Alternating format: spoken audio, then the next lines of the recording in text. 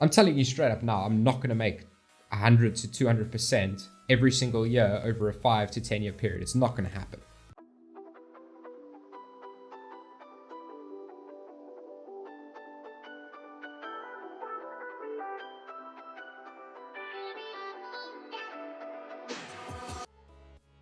Everyone wanted to be rich overnight. Exactly. That's one of the biggest issues with the current rise of the retail investor in general.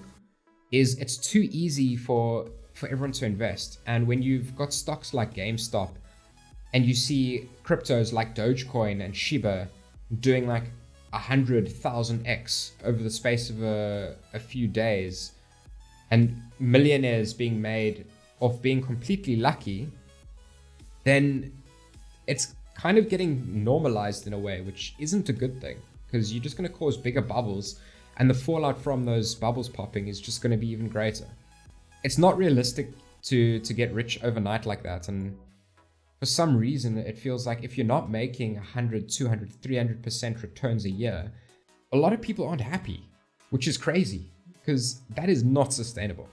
I'm telling you straight up now, I'm not going to make 100 to 200% every single year over a 5 to 10 year period. It's not going to happen.